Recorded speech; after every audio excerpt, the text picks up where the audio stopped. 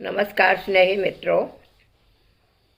प्राचीन नारियों की इस कड़ी में आइए जानते हैं दैत्य गुरु शुक्राचार्य की पुत्री देवयानी के विषय में। देवयानी की माता जयंती इंद्र की पुत्री थी, जिसने देव कार्य साधने के लिए गुरु शुक्राचार्य का वरण किया। ज्ञातव्य है कि इंद्र पत्नी इंद्राणी स्वयं भी दैत्य पुत्री थी। इन संदर्भों से यह ज्ञात होता है कि उस समय देव दानवों का परस्पर वैमनस्य होते हुए भी इनमें वैवाहिक संबंध होते रहे हैं। तो आइए कुछ जानकारी प्राप्त करें देवयानी के विषय में। स्वागत है आपका। देवयानी के पिता असुर गुरु द्रोणाचार्य और माता इंद्रपुत्री जयंती थी। यह तो सब जानते ही हैं कि देवों और असुरों का संघर्ष युग युगांतर से चला आ रहा है। आज भी दैवी आसुरी विचारों का संघर्ष न केवल मन को पीड़ा पहुंचाता है, बल्कि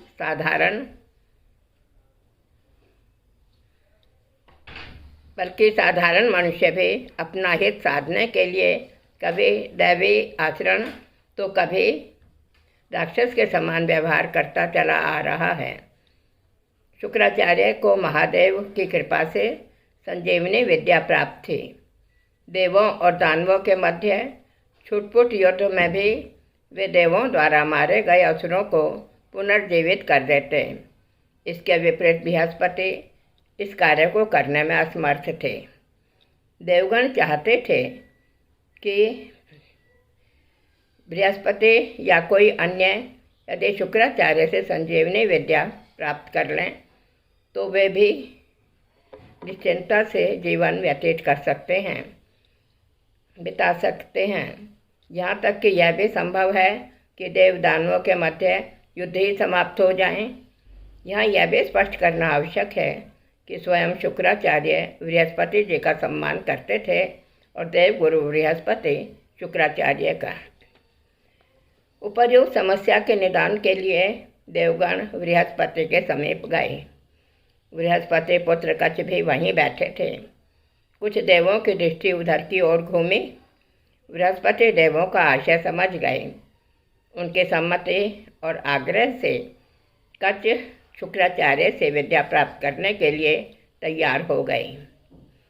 उन दिनों शुक्राचार्य महर्षि कश्यप और धनु के दानव पुत्र वृषपर्वा के यहाँ राजपुरोहित के पद पर थे। शुक्राचार्य के पुत्री देवयानी और दानवराज वृषपर्वा के पुत्र शर्मिष्ठा समान आयु के होने के कारण अंतरंग सखियों की तरह सुखी जीवन बिता रहे थे।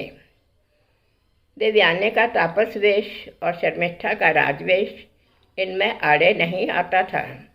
देवयानी राजभवन में शर्मिष्ठा के साथ खेल कूद कर पिता की कुटिया में चली जाती।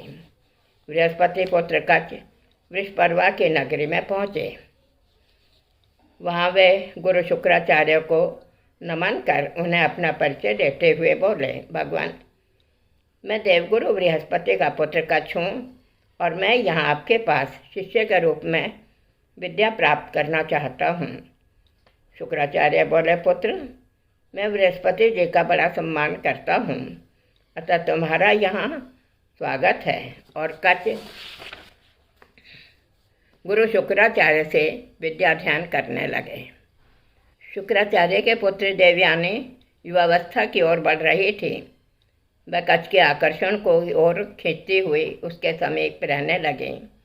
इधर असुरों को कच्छ का वहाँ रहकर उनके गुरु से विद्याध्यान करना अच्छा नहीं लगता था। वे हर समय उसे मारने का अवसर ढूंढते रहते। एक बार शुक्राचार्य ने उसे वन में गौएं चराकर लाने का काम दिया। कच्छ को अकेले देखकर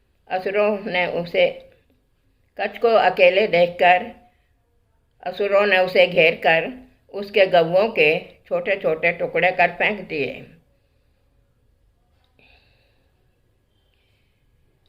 उधर शाम को गौओं को अकेले आते देख देवयानी पिता से बोली, पिताश्री, कच्छ अभी तक नहीं लौटा है, कहीं उसके साथ अनहोनी तो नहीं घट गई है? उसे असुरों ने मार तो नहीं डाला है। यह सुन शुक्र भी चिंतित हो उठे। वे ध्यान मग्न बैठे और कच्छ को पुकारा। संजीवनी विद्या के प्रयोग से कच्छ जीवित हो दौड़ते हुए आश्रम में आ पहुँचे। देवयानी प्रसन्नता से खिल उठी। कुछ दिनों बाद जब कच्छ पुष्प लाने के लिए वन में गया तो उसे अकेला देख राक्षस ईर्ष्या से भर उठे। उन्होंने कच्छ को मार डाला और उसे जलाकर उसकी भस्म को गुरु के पेय पदार्थ में मिलाकर उन्हें पिला दिया। उन्होंने सोचा अब तो हमारे गुरु के लिए भी कच्छ को जीवित करना संभव नहीं हो पाएगा। कच्छ के आश्रम में न लौटने पर शुक्राचार्य क्रोध में भर उठे। संजीवनी विद्या का प्रयोग कर उन्होंने कच्छ को पुकारा।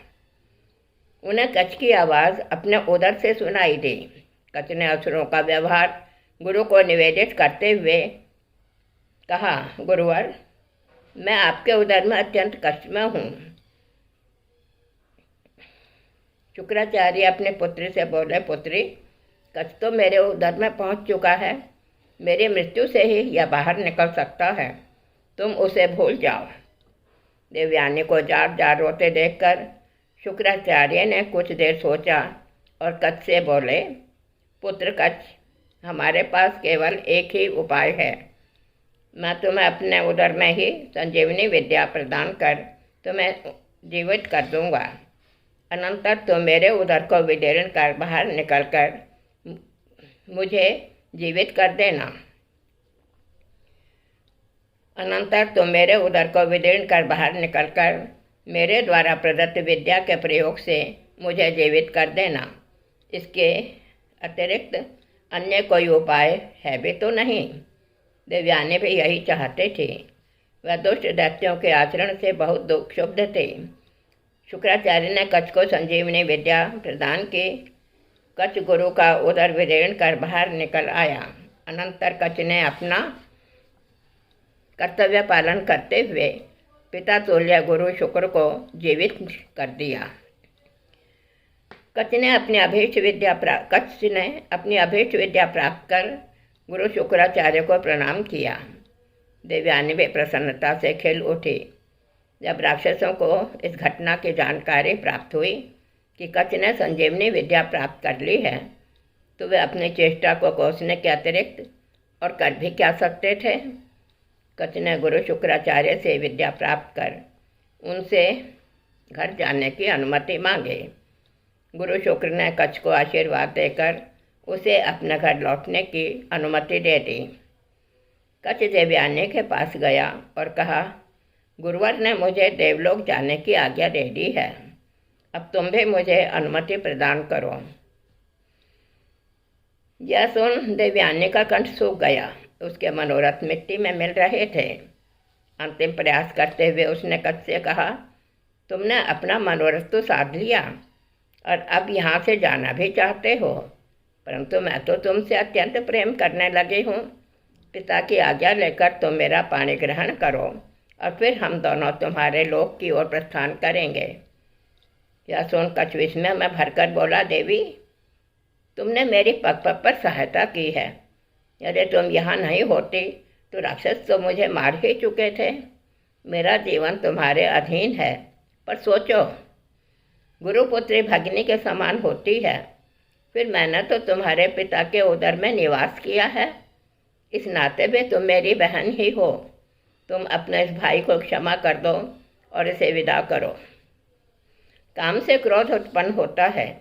देवयानी क्रोध में भरकर बोली, कच्छ, यदि तुम मुझे स्वीकार न कर अपना निवास की ओर जाओगे तो यह संजीवनी विद्या जो तुम स्वार्थी का अभीष्ट थी यह तुम्हारे किसी काम नहीं आएगी। कच्छ कुछ देर शांत खड़ा रहा। फिर धीरे धीरे बोला, बहन, मैं अपने धर्म से नहीं डिगूंगा।